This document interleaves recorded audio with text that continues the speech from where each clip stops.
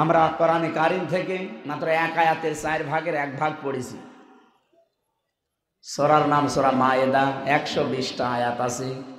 মাত্র একটা আয়াতের সংখ্যা 12 নাম্বার আয়াত থেকে 4 ভাগ করলে 1 ভাগ হয়, অতটুকু আমরা তেলাওয়াত করলাম। তাফসীর আকারে কথা বলবো ইনশাআল্লাহ। কোরআনে কারিম যারা শুনতে এসেছি আমরা আজকে আনন্দিত, যদিও এটা গ্রাম অঞ্চল বা মানে সেই রকম শহর তো না, এটা নাকি গ্রাম অঞ্চল, প্রত্যন্ত অঞ্চল। শুধু কোরআনের কারণে আজকের এই সাজ দেখতে পাচ্ছেন। বাইরের থেকে দেখেন মনে হচ্ছে যে জান্নাতে প্রবেশ করছি। কি সুন্দর করে সাজিয়েছে লাইটিং দিয়ে, এরপরে প্রজেক্টর দিয়ে। জান্নাতের ভেতরে যারা ঢুকবে এই মানুষগুলোকে আল্লাহ আর কোনোদিন বের করে দেবে না। খালিদিনা ফিহা লা ইয়াবগুনা আনহা হিওয়ালা। জান্নাতে যারা প্রবেশ করে এদেরকে আল্লাহ বের করে দেয় না, আর এরা বের হতেও চাইবে না। সুতরাং আজকের এই ময়দানে যারা ঢুকে পড়েছে, নবীর ভাষায় কিন্তু এটা জান্নাত। এটা কি জান্নাত? এটা যে জান্নাত আমাদের বিশ্বাস হয়। কোরআন হাদিসের কথা যেখানে বলা হয়, নবীজি বলেন সাময়িক কিছু সময়ের জন্য ওটা জান্নাতের বাগান হয়ে যায়। যেহেতু কোরআন বলছে জান্নাতে কেউ প্রবেশ করলে তাকে আল্লাহ আর বের করে দেয় না, আর সে বের হতেও চায় না। এখন যদি কেউ চলে যায় বুঝবেন ও জান্নাত ভালো লাগছে না, চলে যাবেন। যতক্ষণ আছি আমরা কোরআনের জন্য আছি ইনশাআল্লাহ। দুনিয়ায় যে যা পেয়ে আনন্দ করছে, উল্লাস করছে, করুক। আমরা দেখবো আমার সম্পর্ক যে আনন্দও করি ওটা কি কোরআনের সাথে হয় কিনা। থেকে যা করব শেষ পর্যন্ত সব যদি কোরআন কেন্দ্রিক হয় তাহলে আপনি আনন্দ করতে পারেন। আল্লাহ রাব্বুল আলামিন বলেন, কুল বিফাদলিল্লাহি ওয়া বিরহমাতিহি ফাবিযালিকা ফালিয়াফরাহু হুয়া খায়রুম মিম্মা ইয়াজমাউন। সূরা ইউনূস 11 নম্বর পারা 14 নম্বর পৃষ্ঠার 7 নম্বর লাইনের 58 নম্বর আয়াত। এটা কোরআনে কারিমের 10 নম্বর সূরায় আছে। তাফসিরে ফি জিলালিল কোরআন থেকে বলছি, সাইয়্যিদ কুতুব রহমাতুল্লাহ আলাইহি লিখেছেন, আল্লাহ পাক বলেন, হে নবী, দুনিয়ার মানুষকে আপনি বলে দেন তারা যেন আনন্দ করে আমার কোরআন নিয়ে। কোরআন কি মাথায় নিয়ে নাচবেন আপনি? না, স্যার বলছিলেন না সৎ কাজে আদেশ অসৎ কাজে নিষেধ, এটাই কোরআনের মেন কথা। নবীজি নবুয়ত পাওয়ার আগেই এই দুইটা তিনি পালন করতেন।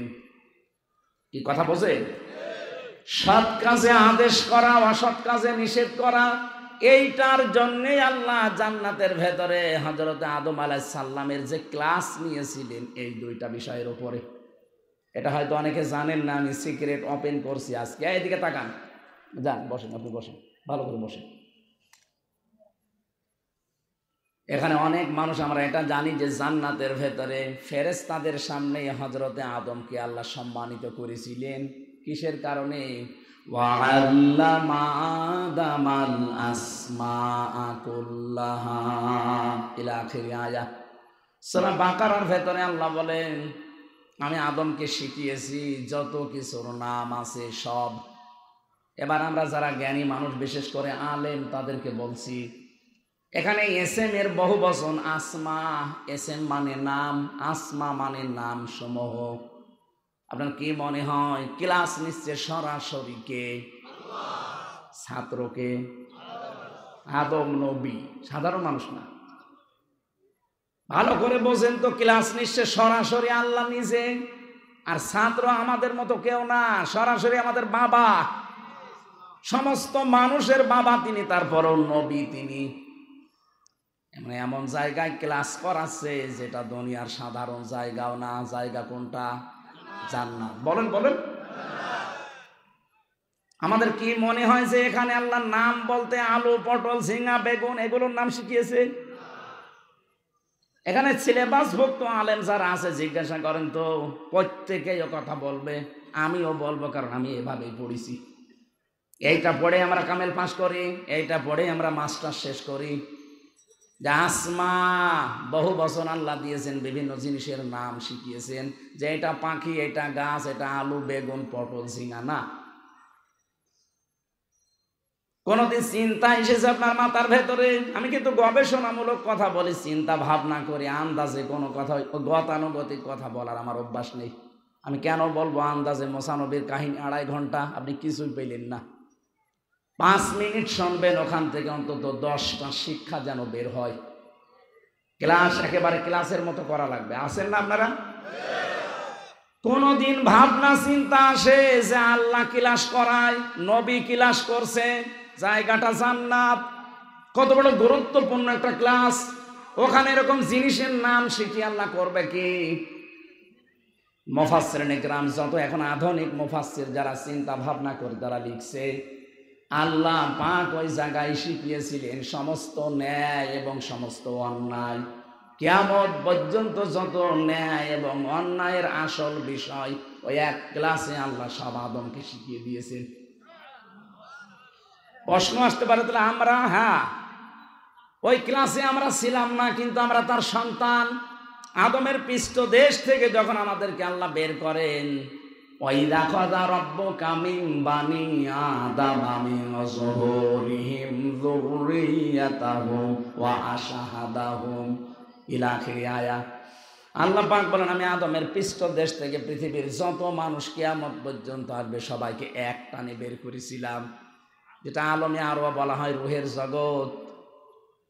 ওই একদিন ওনার পৃষ্ঠদেশ থেকে আমাদেরকে আল্লাহ বের করলেন। ওনাকে যেহেতু আল্লাহ ক্লাস করিয়ে একদিনে যত ন্যায় এবং অন্যায় বিষয়গুলো জানিয়ে দিয়েছেন, আমরা লেখাপড়া যদি নাও করি কোনটা ন্যায় কোনটা অন্যায় ওই ক্লাসের মাধ্যমে আদম আলাইহিস সালামের কাছ থেকে বাবা হিসাবে সন্তানে আমরা পেয়ে গেছি। আপনি দেখবেন লেখাপড়া জানে না, তারপরেও ন্যায় এটা এটা অন্যায়ও কিন্তু জানে, মানতে পারে না হয়তো তার বিবেক বা তার ইমানের কারণে, কিন্তু লোকটা জানে যে এটা ন্যায় না অন্যায়। আপনি কোন দিন শিখেছিলেন এটা? ওই যে একেবারে ওই জায়গা থেকে চলে আসতেছে বাবার কাছ থেকে। এটা দুনিয়ার আসল কাজই এইটা, যত ন্যায় এবং যত অন্যায় এই দুইটা বিষয় নবীজিও পর্যন্ত নবুয়ত পাওয়ার আগেই তিনি এগুলো ছিলেন। এই জন্য মানুষ তাকে আল আমিন বলতো, আস সাদিক বলতো। আমার এখান থেকে যে শিক্ষার বিষয় আপনি আরো চিন্তা ভাবনা করে আয়াতটা পড়বেন, আরো আধুনিক যে তাফসীর গুলো আছে, আরো ব্যাখ্যা বিশ্লেষণ করা আছে, আপনার জ্ঞানের পরিধি আরো বাড়তে থাকবে। তাহলে তা'মুরুনা বিল মারুফ শুধু না যে ভালো কাজে আদেশ করো, অন্যায় কাজে নিষেধ করো, এই শব্দটা পড়লেই যেন মনে হয় আমি পরিচিত কোন জায়গা থেকে। এই যে তা'মুরুনা বিল মারুফ, মারুফ মানে পরিচিত, মারুফ মানে কি? এই শব্দটা উরফুন থেকে এসেছে, আইন রফা আরাফা।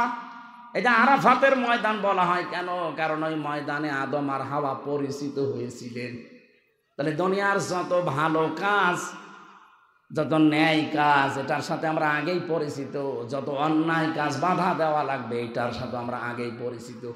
এটা আমাদেরকে দুনিয়ায় এসে আল্লাহ পরিচয় করাননি, এটা আমরা জন্মগতভাবেই পরিচিত। হযরতে আদম নবীকে আল্লাহ ক্লাসে যেহেতু এটা শিখিয়ে তার সম্মানটা বাড়িয়ে দিয়েছেন, এই জন্য দুনিয়াতে যারা জ্ঞান অর্জন করতে থাকবে তাদের মর্যাদা আল্লাহ দিনের পর দিন বাড়াতেই থাকবে।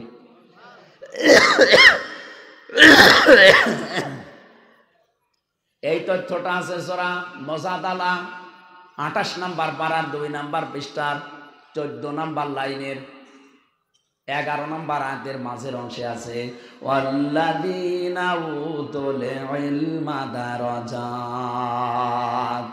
তোমাদের ভেতরে যারা জ্ঞান অর্জন করবে, এলেম পাবে, দিনের পর দিন আমি আল্লাহ তাদের মর্যাদা বাড়াতেই থাকবো। শুধু বাড়াবো না, দারাজাত বহু বচন। যারা এলেম পাবে তাদের মর্যাদা বাড়তে থাকবে। প্রশ্ন আসতে পারে, কত জ্ঞানী মানুষকে আল্লাহ এখন মানুষকে দিয়ে অপমান করাচ্ছে। হ্যাঁ, জ্ঞান অর্জন করলেই হবে না, জ্ঞান অনুযায়ী আমল থাকা লাগবে। কথা বুঝতেছে? সত্যিকার অর্থে নিজের যোগ্যতা এবং জ্ঞান অনুযায়ী কোনো মানুষ যদি সঠিক থাকতে পারে, হ্যাঁ ঝড় ঝাপটা আসবে কিন্তু তার টিকে থাকা লাগবে। ও যদি সত্যি টিকে থাকতে পারে, নাও থাকতে পারে, দিন যত যাবে ওর মর্যাদা আল্লাহ তত বাড়িয়ে দেবে। এই 15.5 বছরে যারা বৈষম্যের শিকার ছিল, সঠিকভাবে চলতে গিয়েও তারা পারে নাই, এরপরেও কিন্তু প্রশাসন বলেন, বিচার ব্যবস্থা বলেন, শিক্ষা ব্যবস্থা বলেন, স্বাস্থ্য ব্যবস্থা, সব জায়গায় অনেকে চেষ্টা চালিয়েছে কিন্তু পারে নাই। এই মানুষগুলোর দিকে আজ তাকান, তাদের সম্মান মর্যাদা আল্লাহ কিন্তু বাড়াতেই আছে। আমি নাম ধরে বলতে পারি কিন্তু বললাম না। তাহলে এখান থেকে আমরা শিখলাম কি, এ পৃথিবীতে কঠিন অবস্থা যতই আসুক, আমি আমার চেয়ারের সাথে যেন বেঈমানি না করি, আমি আমার গদির সাথে যেন বেঈমানি না করি, আমার যে যোগ্যতা, যে পাওয়ার বা যে জায়গাটা আল্লাহ আমাকে দিয়েছিল, ওই জায়গার সাথে যেন আমি ধোঁকাবাজি না করি। তাহলে দিন যত যাবে আমার মর্যাদা দুনিয়ার মানুষের কাছে কমতেই থাকবে। দুনিয়াতে সবচাইতে বেশি জ্ঞান অনুযায়ী, এলেম অনুযায়ী কাজ করেছিলেন বেশি কারা বলেন তো? কারা? নবীরা। কারা? কোরআনে কারীম জানিয়েছে, ইয়া হাসরাতান আলাল ইবাদ মা ইয়াতিহিম মির রাসূলিন ইল্লা কানু বিহি ইস্তাহজিউন। সূরা ইয়াসিন 23 নাম্বার পারার 1 নাম্বার পৃষ্ঠা 7 নাম্বার লাইনের 2 নাম্বার রুকের এটা 30 নাম্বার আয়াতে আছে। এটা আমি তাফসিরে ইবনে কাসির থেকে বলছি। আল্লাহ পাক বলেন, আমার আফসোস লাগে, আমার আফসোস, আমার আক্ষেপ, দুনিয়ায় এমন কোন নবী রাসূল পাঠালাম না যার সাথে সমসাময়িক মানুষেরা ঠাট্টা করে নাই, বিদ্রুপ করে নাই। বলেন তো নবীদের চরিত্র কি খারাপ ছিল? বলেন বলেন, কেন তাদের সাথে ঠাট্টা বিদ্রুপ করেছে? একটাই কারণ, তারা তাদের জ্ঞান অনুযায়ী, যোগ্যতা অনুযায়ী কাজ করতে গেছে। আজ দুনিয়াতে সত্যি যারা ওই যে আদম নবীর পাওয়া থেকে যে জ্ঞান, পরিচিত জ্ঞান, এই জ্ঞানের উপরে সত্যি যারা আমাজ টিকে থাকতে চাবে, আমল করতে চাবে, কাজ করতে চাবে, দেখবেন তাদের মর্যাদা সম্মান নিয়ে অনেকে টানাটানি করবে। কিন্তু তাদের ভেতরে মহব্বত, সৃষ্টির ভেতরে আল্লাহ নিজে তৈরি করে দেবে। আমি আল্লামা সাঈদীর নাম বলছি, বহু চেষ্টা চালিয়েছে তাকে কালার করার জন্যে, কিছু শয়তান লোক ছাড়া সবাই তাকে ভালোবাসে।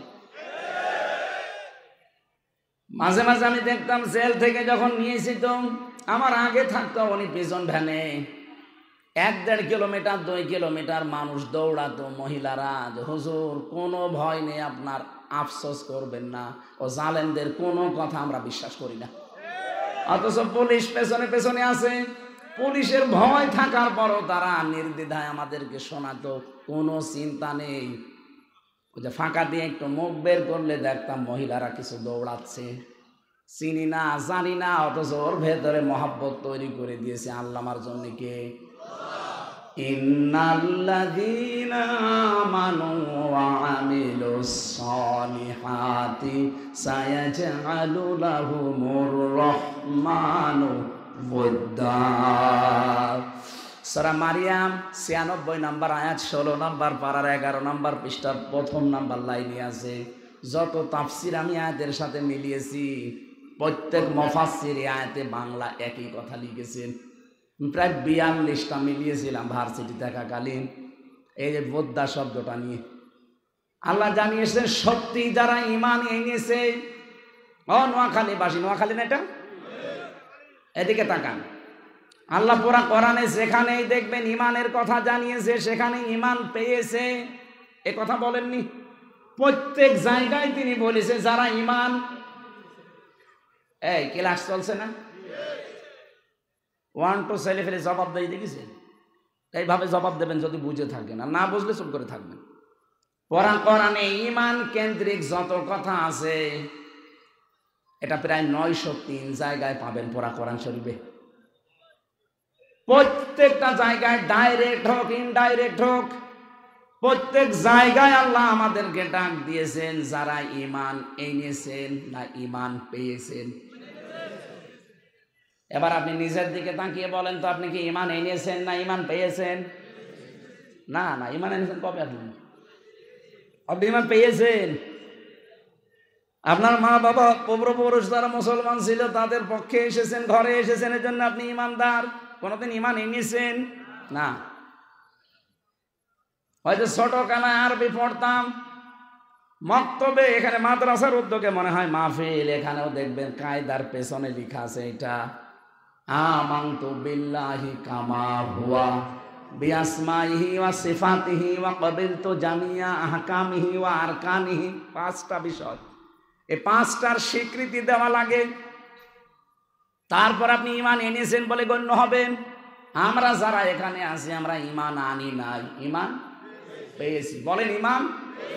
তো পাঁচটা বিষয় এখন যদি বলি আপনি একটার ভেতরও টিকবেন না। অথচ ছোটবেলায় ওইটা আগে পড়িয়েছে, আলিফ বা তা সা পড়ানোর পরে দেখি ওইটা মুখস্থ করা তো আগে। ওই সময় ছোট ছিলাম বুঝি না, এখন দেখি সবই ওর ভেতরে। আমানতু বিল্লাহ, আমি ঈমান আনলাম এমন আল্লাহর উপরে, না আমি ঈমান পেলাম এমন আল্লাহর উপরে। আমি এমন আল্লাহর উপরে ঈমান আনলাম কামা হুয়া, যার অস্তিত্ব আছে, বিআসমাইহি, যার নাম আছে, ও সিফাতিহি, যার গুণাগুণ আছে, ক্বাবিলতু জামিয়া, আমি তার যত কিছু আছে আমি সব কবুল করে নিলাম, স্বীকার করে নিলাম, মেনে নিলাম। আহকামিহি ওয়া আরকানিহি, এখানে আহকাম হুকুমের বহু বচন আহকাম, আর রকনের বহু বচন আরকান। যত হুকুম তিনি আমার জন্য দিয়েছেন, যত খুঁটি আমার জন্য আছে, সব আমি শক্ত করে ধরলাম। ইসলামের খুঁটি কয়টা বলেন তো? আরো জোরে বলেন। আপনি কায়দায় সেই ছোটবেলায় স্যার পর্যন্ত পড়েছে, আমরা কিন্তু শুধু পড়ে শেষ, এগুলো বাস্তবে বাস্তবায়নের কোনো পক্ষে আমরা নেই। এই জন্য আমরা ঈমান পেয়েছি আর সাহাবা একরাম ঈমান এনেছিলেন। এবার আমার প্রশ্ন কোরআনে কারীম থেকে, ঈমান যদি কেউ আনতে চায় তার প্রথম একটা কাজ আল্লাহ দিয়েছেন।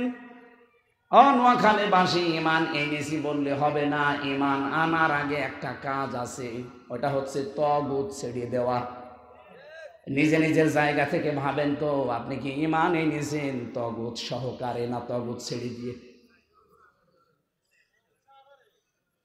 আগস্টের 5 তারিখের আগে একটা জরিপ পেয়েছিলাম আল জাজিরার, ওনারা জানাচ্ছিল বাংলাদেশে 100 জনের মাত্র 15 জন চায় যে দেশে কোরআনের আইন চালু হোক। 100 জনের মাত্র 15 জন। আগস্টের 5 তারিখের বাড়ি 3 দিন আগের রিপোর্ট একটা, মাত্র এই 3.5 মাসের ব্যবধানে এই দেশে এখন 100 জনের 58 জন মানুষ চাচ্ছে দেশে কোরআনের আইন চালু। অনেক হিন্দু পর্যন্ত বলছে না কোরআন আসলে আমরা নিরাপদ থাকবো, তারা দেখছে তারা এখন।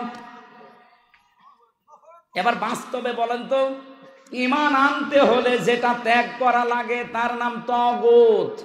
কোরআনে কারীম জানিয়েছে, ফামাই ইয়াকফুর বিত্তাগুতি ওয়া ইউমিন বিল্লাহ। সূরা বাকারা 3 নাম্বার পারা 1 নাম্বার পৃষ্ঠা 13 নাম্বার লাইনের 256 নাম্বার আয়াতের মাঝের অংশে আছে, কে যদি ঈমান আনতে চায় আল্লাহ বলেন ওকে দায়িত্ব দিলাম ও যেন তাগুত ছেড়ে দেয়। কি ছাড়ে?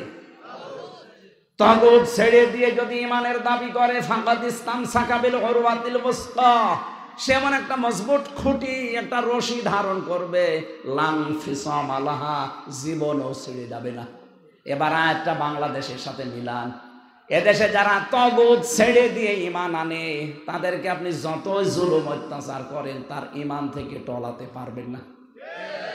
এই কথা বলছেন না কেন?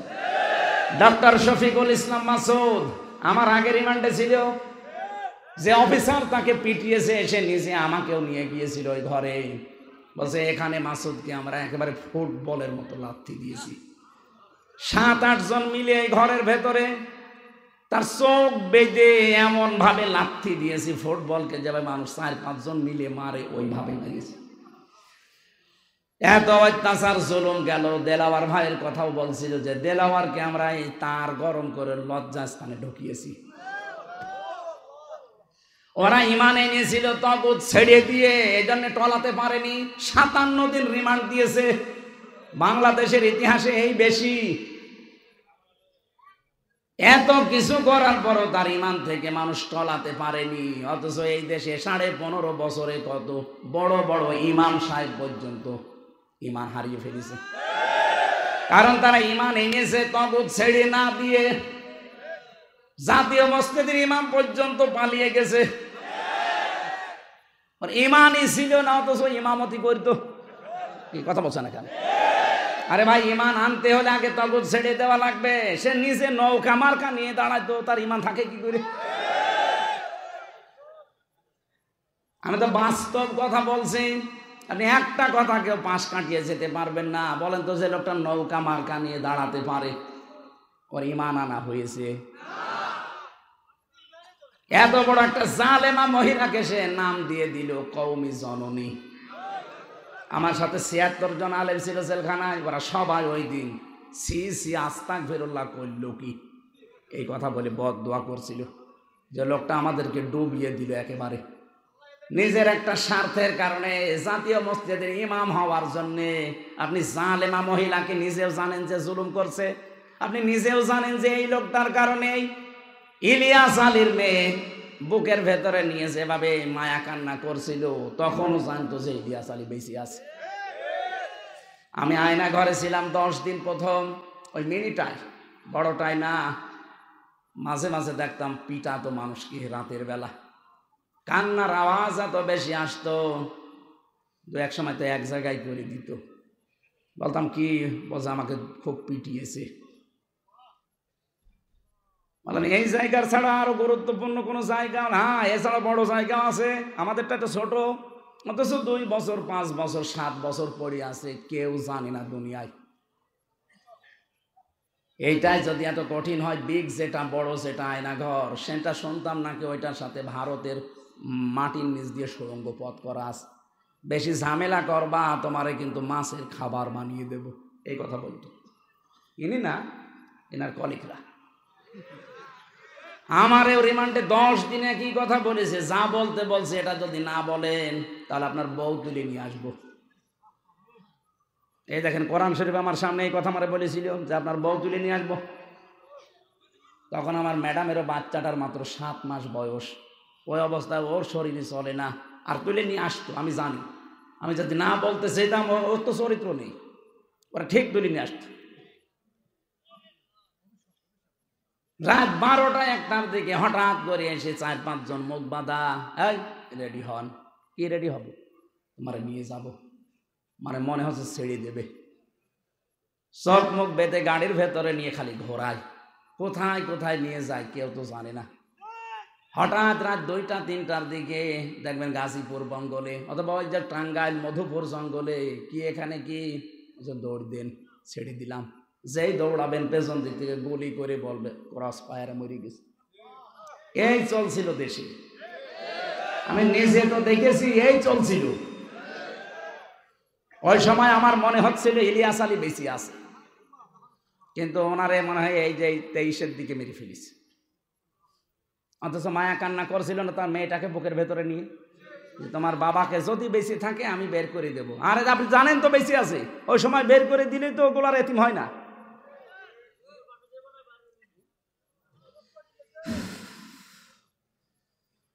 একটা মানুষ জানে না তার নাম কি, ওরা জিজ্ঞাসা করে ভাই আপনার নাম কি, মুখের দিকে তাকিয়ে থাকে। কারণ 8 বছর 10 বছর 14 বছর লোকটা আছে, জানেই না যে আমি আছি কিনা। এত বড় বড় নখ হয়ে যায়, এত বড় বড় নখ, চুল দাড়ি গোপ, মনে হচ্ছে জঙ্গল থেকে বেরিয়ে আসতেছে।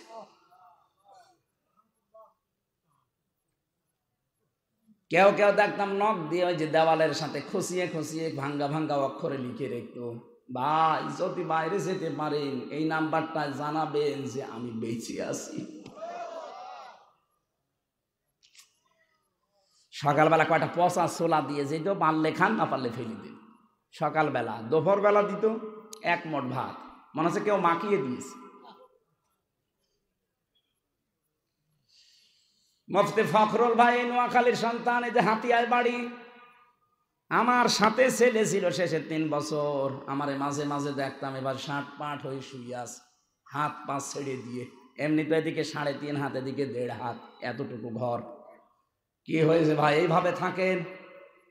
হামজা তুমি তো জানো না আমারে কি করেছিল, আমারে নিয়ে পায়ের ভেতর দিয়ে এভাবে হাত দিয়েছে, সামনে যে লোহার ব্যারিকেড দেওয়া ওর সাথে হাত লাগিয়ে তালা লাগিয়ে দিয়েছে।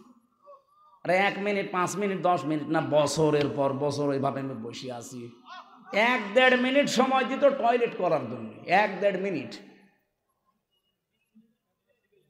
বলেন তো একটা মানুষ এভাবে কয়দিন থাকতে পারবেন আপনি? আর এখনো পর্যন্ত দেখি অনেকে জালেমের পক্ষে সাফাই গায়, স্ট্যাটাস দেয় যে কি করেছে বুবু আমার পালিয়ে যাওয়া লাগলো। তোমার সাথে তো করেনি, তোমার বাবারে যদি 14 বছর আটকিয়ে রাখতো আয়না ঘরে, তখন টের পেতি।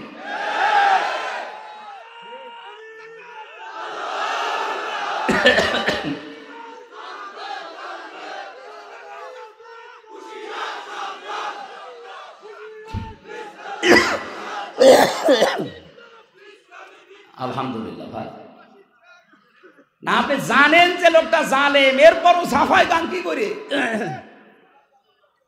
আপনি অনেক কিছুর খবর জানতেন, এত বড় আলেম, এত বড় পীর, এত বড় ইমাম, তগুত ছেড়ে না দিয়ে ইমান এনেছে, এজন্য ইমানের কোনো দাম নেই। বাতাস পাল্টিয়েছে, পালিয়েছে। পৃথিবীর ইতিহাস আপনি পাল্টিয়ে দিলেন। পৃথিবীর ইতিহাসে আমি এমন কোন ইতিহাস পড়িনি যে একবারে 350 এমপি পালিয়ে চলে যায়। এমনকি জাতীয় মসজিদের ইমাম পর্যন্ত চলে গেছে। উনি এসেছিল, আবার 1.5-2 মাস পরে জোর করে ইমামতি করবে, জনগণ জুতা দিয়ে পিটিয়েছে। পরের দিন আবার স্ট্যাটাস দিয়েছে যে জুতা মেরেছে কিন্তু আমার গায়ে লাগেনি। মানুষের বিবেক মরে গেছে। জুতা গায়ে লাগবে? জুতা তুললেই তো মারা হয়ে যায়। এই কথা বলে না কেন? এই জন্য ইমান আনার আগে যে কাজটা, এটা যদি আপনি না করেন, দেখতে মনে হবে যে জান্নাত থেকে পালিয়ে এসেছেন, কিন্তু আপনার ইমান টিকিয়ে রাখতে পারবেন না। আমি আশা করছি কথা বুঝেছে। কি কথা বলে না কেন? জালেমদের বাড়ি ঘরগুলো আমাদের জন্য আল্লাহ নিদর্শন বানিয়েছেন। সূরা নমল 20 নাম্বার 19 নাম্বার পারা 20 নাম্বার পৃষ্ঠা 7 নাম্বার লাইনের 52 নাম্বার আয়াত। এটা বাড়ি যে আমার প্রত্যেকের মনে হয় পড়া দরকার একবার করে। আল্লাহ রাব্বুল আলামিন বলেন, ফাতিলকা বুয়ুতুহুম খাবিয়াতাম বিমা যালামু। এখানে যারা আরবি গ্রামার বোঝে, আলেম যারা, তাদেরকে বলছি, দেখেন তো আল্লাহ যেন এইভাবে আঙ্গুল দিয়ে দেখিয়েছেন, ফাতিলকা বুয়ুতুহুম, বাইতুন না, বুয়ুত বহু বছর, হোম জমির। আল্লাহ যেন আগস্টের 5 তারিখে বিকাল বেলায় আয়াতটা আবার নাজিল করেছে আরেকবার, এইভাবে দেখাচ্ছেন, এই সেই ঘরগুলো খাবিয়াতান, আমি জনশূন্য করে দিয়েছি, বিমা যালামু, জুলুমের কারণে। আয়াতটা কত বাস্তব আমি নিজে দেখেছি। কুষ্টিয়ায় হানিফের বাড়ি, বিকাল 5টা বাজতে বাজতে ওর বাড়ির ইট পর্যন্ত মানুষ খুলি নিয়ে চলে গেছে। ওটা এখন জনগণের পায়খানা। আল্লাহ বলেন, বিমা যালামু, এদের জুলুমের কারণে আমি আল্লাহ ওদের বাড়ি ঘর পর্যন্ত অভিশপ্ত করে দিয়েছি। আমি একটা চিন্তা করেছিলাম যে এত বড় একটা নেতা, কাওয়া কাকুর পরে তার স্থান ছিল।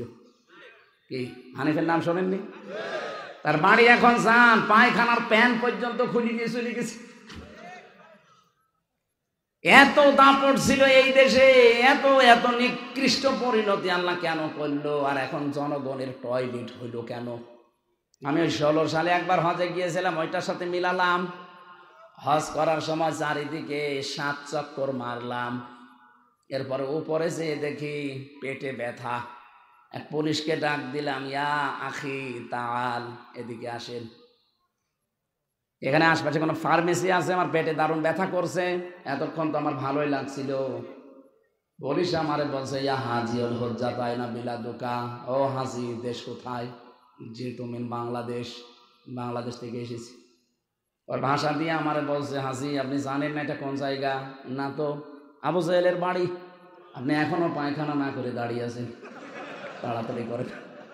পায়খানা করে দেখি আমার পেটের ব্যথা ভালো হয়ে গেছে। না, আমি সুবহানাল্লাহ বলার জন্য না, এখানে একটা শিক্ষা আছে। আল্লাহ যেন আমাকে জানাতে চাচ্ছে, হামজা এত টাকা খরচ করে 6500 কিলোমিটার দূর থেকে আসলে, আরে শয়তানের বাড়িতে পায়খানা না করে চলে যাবা, তাড়াতাড়ি করো। আমার মনে হচ্ছে আগস্টের 5 তারিখের পরে আপনি সারা দেশের দিকে তাকান। আমি তো 630টা থানার কম বেশি প্রায় জায়গায় আমার এখন যাওয়া হয়ে গেছে। যেখানেই যাই দেখি জালেমদের বাড়ি ঘর সব জনশূন্য, সবগুলো জনশূন্য হয়ে পড়ে আছে। আপনি ঢাকার ওই বাড়িটার দিকে তাকান, কত আবেগ নিয়ে মানুষ সেখানে যে চুমা খেত বাড়িতে, অথচ বাড়িটা এখন জন টয়লেট, জাতীয় টয়লেট হয়ে গেছে। 8-9 জন 10 জন একবারে যাচ্ছে দেখছি, কেউ এদিকে কেউ এদিকে কেউ এদিকে, মনে হচ্ছে যে জামাত বদ্ধ টয়লেট চলছে। আমার মনে হয় অনেকের পেটে ব্যথা, এই ব্যথা দূর করার জন্য জায়গায় যাচ্ছে। এ পর্যন্ত ছিল জালেমদের, এর পরেরটা আমাদের, নাকি বলবো না? নিজেরটা আবার নিজের গায়ে লাগবে না তো? আল্লাহ পাকের পরেরটা আমাদের জন্য দিয়েছেন। কোন সূরা মনে আছে? এটা সূরা নমল। কোন সূরা? 19 নাম্বার পারা, 20 নাম্বার পৃষ্ঠা, 7 নাম্বার লাইনের 52 নাম্বার আয়াত। যে কোনো তাফসির বাংলায় যে পড়বেন আপনার ঈমান আরো দৃঢ় হবে যদি শিক্ষা নিতে পারেন। এর পরেরটা যেহেতু আমাদের জন্য, এবার শোনেন, ইন্না ফি যালিকা লায়াতাল লিকাউমিন ইয়ালামুন। এখানে যারা আলেম যারা দেখবেন 2টা তাকিদ দেওয়া আছে, ইন্না আর লামে তাকিদ। আল্লাহ বলেন অবশ্যই অবশ্যই এর ভেতরে শিক্ষা আছে যারা জ্ঞানী সম্প্রদায় তাদের জন্যে। জালেমদের বিশাল শিকড় যদি আমি আল্লাহ কেটে দিয়ে ওদের বাড়ি ঘর পর্যন্ত আজ উজাড় গৃহ বানিয়ে দিতে পারি, পরিত্যক্ত করে দিতে পারি, আগামীতে যারা চেয়ারে বসবে তারা যদি জনগণের ওপরে জুলুম করে, আমার আল্লাহ বলেন তাদের বাড়ি ঘর শ্মশান হয়ে যাবে। এজন্য আমরা সাবধান থাকবো। আমার কথা ছিল, যদি ঈমান আনতে চান তাগুত ছেড়ে দেবেন। তাগুতটা কি এইটাই তো অনেকে জানে না। মা মানা তাগুত, লোগাতনা সারহান, তাগুত কাকে বলে, এর পারিভাষিক আবিধানিক কি, এটা কত প্রকার, কিভাবে আপনি তাগুত চিনবেন? ওটা মানুষকে বিলিয়ে দেখানোর জন্য না, এটা যদি দেখানোর সম্পদ হতো, আমাদের আদম নবী আলাইহিস সালাম তার স্ত্রী এই পৃথিবীতে বিশ্ব সুন্দরী ছিল 1 নম্বরে, হযরত হাওয়া আলাইহিস সালাম। তার চেহারার কাটিং আল্লাহ নিজের হাত দিয়ে বানিয়েছিলেন। এত সুন্দর করে পৃথিবীতে কোনো মহিলাকে আল্লাহ বানাননি, কিয়ামত পর্যন্ত বানাবেও না। কিভাবে বানিয়েছিলেন হযরতে আদম, আমি তাফসিরে পড়েছি, উনি ঘুম থেকে উঠে দেখলেন ডান দিকে বসে আছে হযরতে হাওয়া। উনি দেখলেন, দেখার পরে ধরতে গেলেন। আল্লাহ পাক বলেন দেখাও যাবে না, ধরাও যাবে না। হযরতে আদম বলেছিলেন আল্লাহ দেখা যাবে, ধরা যাবে, কোন কায়দা আছে সেটা বলেন। বিয়ে করা লাগবে, আমি রাজি আছি। রাজি হলে হবে না, দেন মোহর দেওয়া লাগবে। তাহলে এখান থেকে মাসলা বের হয়, বিয়ে করতে হলে দেন মোহর শর্ত। সে একেবারে প্রথম দিন থেকে চলে আসতেছে, ওয়াতুহুন্না উজুরাহুন্না ফারিদা, দেন মোহর দেওয়া নফল না ফরজ? যারা বিয়ে করেছেন দিয়েছেন, যদি বাকি থাকে মরণের আগে দিয়ে দেবেন। মরে গেলে তখন আমি যে বলবো যে দেন মোহর বাকি আছে, ও মহিলা মাফ করে দিও, জীবনও মাফ হবে না। আর মেয়েরা যদি কোনো জিনিস পায় ও যে মাফ করে, আমার মনে হয় না। কারণ আমার ম্যাডামকে আমি দেখেছি 200 টাকা যদি ধার করি 10 বার দেওয়ার পর শোধ হয় না। যখনই মনে হয় বলে টাকা আরে কয়বার দেব, 500 টাকা নিয়ে তো 10 বার দেওয়া হয়ে গেছে, তারপরে মনে হলে টাকা চাই। আর আপনার দেন মোহর মাফ করে দিয়েছে, পুরা বাদ পারি। কতদি লজ্জার খাতিরে বলেও থাকে বাসর ঘরে মাফ হয়নি, ওটা দেওয়া লাগবে। আর আল্লাহ ফরজ করেছে, ওটা বউ মাফ করার কে? কি দেন মোহর ফরজ করেছে কে? আল্লাহ। এখন যদি শাহাবুদ্দিন সাহেব আমারে বলো হুজুর জেলখাটা মানুষ আপনি, আমি একটা সারা জীবন নামাজ কালাম পড়ছে, আপনি তো মুসাফির মানুষ, মজলুম মানুষ, আপনার দোয়া কবুল হয়, আপনি এক কাজ করেন, আপনি আমার মাফ করে দেন, আমি আজকে থেকে আর নামাজ কালাম পড়বো না। আমি যদি বলি ঠিক আছে মাফ করে দিলাম, হবে? নামাজকে আমি দিয়েছি? কে দিয়েছে? নামাজও আল্লাহ দিয়েছে, উনি মাফ করা লাগবে। দেন মোহরও আল্লাহ দিয়েছে, উনি মাফ করা লাগবে। আপনি মাফ করছেন কোন কারণে? আর আমি জানি বললাম না মেয়েরা জীবনও মাফ করবে না, ও লজ্জার খাতিরে বাসর ঘরে কিছু বলতে পারে না, এই জন্য বলে ঠিক আছে যা। যখনই মনে হবে আমার ম্যাডামের মতো যদি 1 টাকা 10 বার চাই, ও দেন মোহর মনে হয় 10 বার নেওয়ার জিনিস হলে 10 বারই চাইতো। আশা করছি যারা দেননি এই কয়েক টাকা, এখন যদিও অনেকে লোক দেখানোর জন্য অনেক বেশি করে, এটা ঠিক না। সমর্থ অনুযায়ী করবেন, এটা দিয়ে দেওয়া লাগবে। হযরতে আদম বলেছিলেন, মাবুদ দেন মোহর দেওয়ার আমার কিছু নেই। আল্লাহ বলেন, আমি একটা আমার শেষ নবী মুহাম্মদুর রাসূলুল্লাহর নামে 10 বার দরুদ শরীফ পড়ো, ওইটাই দেন মোহর হয়ে যাবে।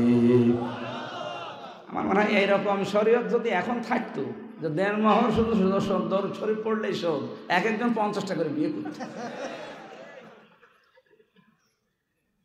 দেন মোহর বাকি আছে, দিয়ে দেবেন তো ইনশাল্লাহ। আর একটা মাসলা বলি আজকে থেকে, নোয়াখালী আলেমদের জেলা, সারা বাংলাদেশ জানে নোয়াখালী কুমিল্লা এই দুইটা আলেমদের জেলা। এখান থেকে শরীয়ত যেন অন্তত কার্যকারী ভূমিকা পালন করে। শরীয়তে আছে বিয়ে করলে দেন মোহর দেওয়া লাগবে যেমন ফরজ, অলিমা করা লাগবে এটা সুন্নাত। অথচ আমাদের দেশে এখন অলিমা নেই, আছে শুধু বরযাত্রী।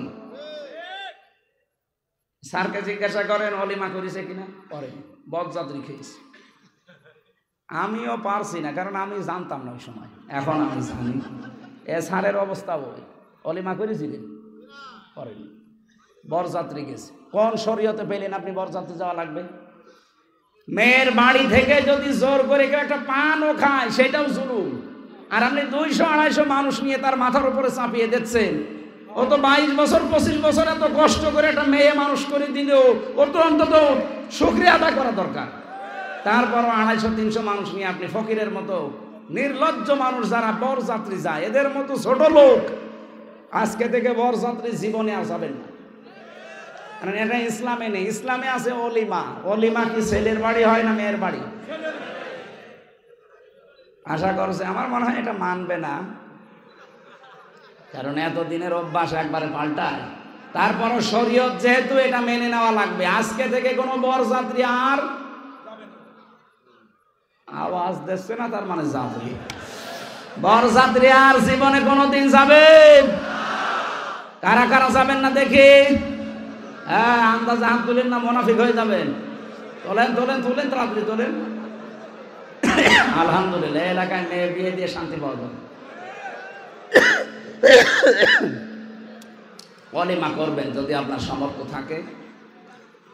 আমার ভাইরা, আমি যে কথা বলছিলাম, মেয়েদেরকে বিশেষ করে নিজের স্ত্রীকে এটা প্রদর্শন করার জিনিস না, এটা নিজের আয়ত্তে রাখার জিনিস। যারা নিজের স্ত্রীকে, মেয়েকে, বেটার বউকে, বোনকে, ফুফুকে, নিজের মাকে আরো উলট পালট করে আরো মানুষকে দেখান, আর যারা দেখিয়ে নিজেরাও মজা পান, মনে করবেন আপনি শয়তান দ্বারা দখল হয়ে গেছেন।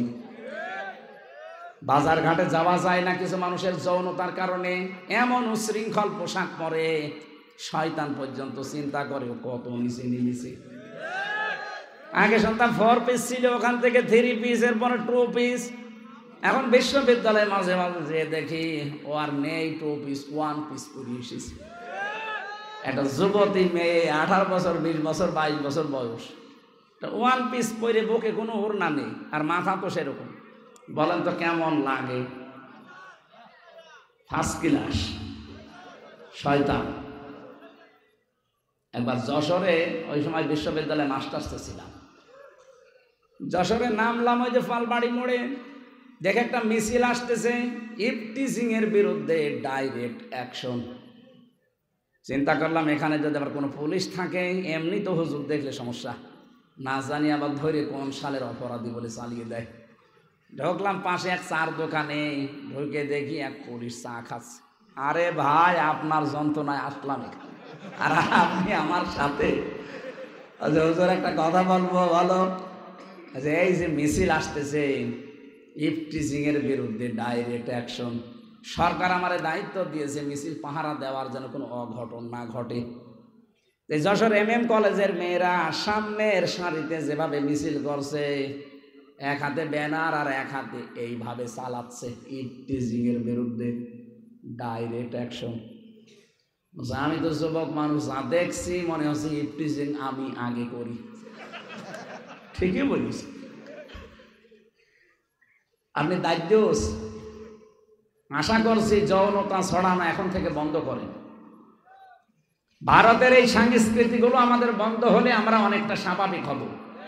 মালদ্বীপের মতো একটা রাষ্ট্র, কতটুকু খালি দ্বীপ, এই দেশ এখন যিনি দায়িত্বে আছেন মোহাম্মদ মইজ্জু নাকি না, অনেক না মইজ্জু, দায়িত্ব নেওয়ার পরেই ভারত থেকে দুইটা জিনিস বঞ্চিত করে দিয়েছে। বলেন না, আমার সংস্কৃতি ধ্বংস করে যারা ভারতের সংস্কৃতি চাপিয়ে দিতে চায় ওদের কোনো চ্যানেল আমার মালদ্বীপে চলবে না। বাংলাদেশে এখন যারা দায়িত্বে আছেন আমার মনে হয় খুব তাড়াতাড়ি এটা করা দরকার, ভারতের এই 36টা চ্যানেল বন্ধ করে দেওয়া। ওদের চ্যানেলে কোন শিক্ষা আছে? শুধু পরকীয়া প্রেম আর মানুষের সংসার ভাঙা ছাড়া কিচ্ছু না। মমতা ব্যানার্জি স্বীকার করেছে না, যেখানে খালি তালাতালি করা হয়, বউ শাশুড়ির দ্বন্দ্ব লাগানো হয় আর পরকীয়া প্রেম শেখানো হয়। ওইটা শিখতে শিখতে এখন বাংলাদেশের দিকে তাকান, প্রতিদিন 2টা ছেলে মেয়ের মা চলে যাচ্ছে আরেকজনের সাথে আল্লাহর রাস্তায়। এটা আল্লাহর রাস্তা? কুষ্টিয়ায় আর 7 দিনের ভেতরে আমি এই যে দেখছি প্রায় 11 থেকে 12 জন মহিলা, একটা ছেলে আছে মেয়ে আছে, স্বামী বাদ দিয়ে চলে এসেছে আরেকজনের কাছে। না, আমি অনশন করব, আমার বিয়ে করা লাগবে, বলে আমি সব আপনাকে দিয়ে দিয়েছি, এখন পুলিশই কি করবে? ধরে রাখা জিনিস। পরকীয়া প্রেম যারা করছে একটা সংসার ভাঙার পৃথিবী ভাঙা সমান। বিশেষ করে ভাবির সাথে আর প্রতিবেশীর স্ত্রীর সাথে আর বিবাহিত মেয়েদের সাথে, এই লাইনে যারা আছেন এক্ষুনি তওবা করা লাগবে। আপনি এমনিতেই যদি অবিবাহিত কোনো মেয়ে পছন্দ হয় বিয়ে করতে পারেন, এতিম অসহায় সামর্থ্য থাকলে বিয়ে করে ফেলেন। অথবা কোনো মহিলা যদি বিধবা হয়, স্বামী পরিত্যক্তা হয়, স্বামী মরে গেছে, স্বামী পরিত্যক্তা, এরকম মহিলা যদি অসহায় পান, সামর্থ্য থাকলে বিয়ে করে নেবেন। কিন্তু লাইন করা যাবে না। যারা এই লাইন করে করে একেবারে সব কিছু শেষ করে দিয়ে এখন আপনি আস্তাগফিরুল্লাহ পড়ছেন ওই ওসির মতো হবে।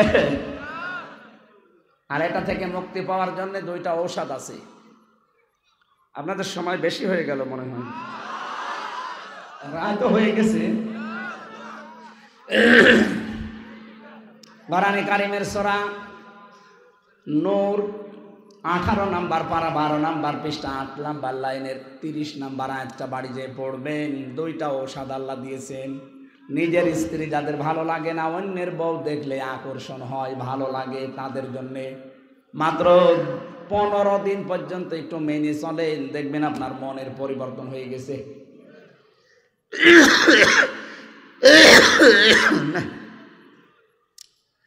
স্বাভাবিকই হচ্ছে না কাশি।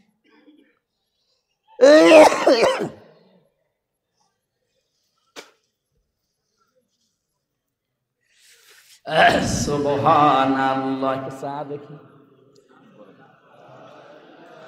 দেন, একটু চা দেন, জোরে জোরে দেন। লা ইলাহা ইল্লাল্লাহ সুবহানাল্লাহ আলহামদুলিল্লাহ। অনেকক্ষণ বসে আছেন তো সেই আসরের পর থেকে, এই জন্য অনেকে পোশাক পায়খানা বা বিভিন্ন কাজ আছে চলে যাচ্ছেন। আমার শেষ করে দেবো নাকি? না, তারপরে ক্লাস চলছে। ক্লাস কয় ঘন্টা করে মানুষ? তারা জিজ্ঞাসা করেন 45 মিনিট, আর আমাদের 1 ঘন্টা 20 মিনিট হয়ে গেছে। এত বড় ক্লাস করা ঠিক না। তাহলে আগেরটা আবার মনে রাখতে পারবেন না। আশপাশে মাহফিল আছে আমার, আর আশপাশে থাকলে দরকার হয় সেদিন বলতাম এর পরের অংশগুলো। আমারও তো আবার বেশি থাকা লাগবে, খাওয়া হয়নি এখনো, তো না খেয়ে চলে আসলাম। একটু তো রাত্রে শেষ করি, আপনারা এসে তো আধা ঘন্টা লস হয়ে গেল। দেখেন, আরে চা দিতে কিয়ামত হয়ে যাচ্ছে। কি করে? ও বা, চা আনতে গেছে, তো আমার খাওয়া হয়েছে। সুবহানাল্লাহ আলহামদুলিল্লাহ লা ইলাহা ইল্লাল্লাহ সুবহানাল্লাহ।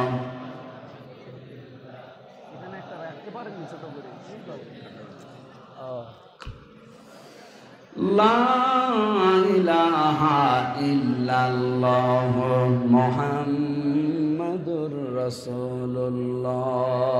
আল্লাহুম্মা সাল্লি আলা সাইয়্যিদিনা মাওলানা মুহাম্মদ ওয়া আলি সাইয়্যিদিনা মাওলানা মুহাম্মদ। আমার ভাইরা, আমি তাগুত ছেড়ে ইমানে আনার কথা বলছিলাম। তাগুত ছেড়ে দিয়ে যদি ঈমান আনতে চাই আমরা, 1 নম্বরে আমাদেরকে অহংকার বর্জন করা লাগবে। 2 নম্বরে অশ্লীলতা যৌনতা ছড়ানো এটা বাদ দেওয়া লাগবে। 3 নম্বরে যে মানুষগুলো অপচয় করে এটা বন্ধ করা লাগবে। আল্লাহ রাব্বুল আলামিন কোরআনে কারিমে শুধু একটা বিষয়ের জন্য তিনি জানিয়েছেন, যারা অপচয় করে এরা শয়তানের ভাই হয়ে যায়। ইন্নাল মুবাদ্দিরিনা কানু ইখওয়ানাশ শায়াতিন ইলা আখিরি আয়াত। এখানে তাগুতের এই যে অর্থগুলো আছে তাফসীরে ইবনে কাসিরে দেখবেন, এগুলো দেখে দেখে পড়ে ছেড়ে দেবেন।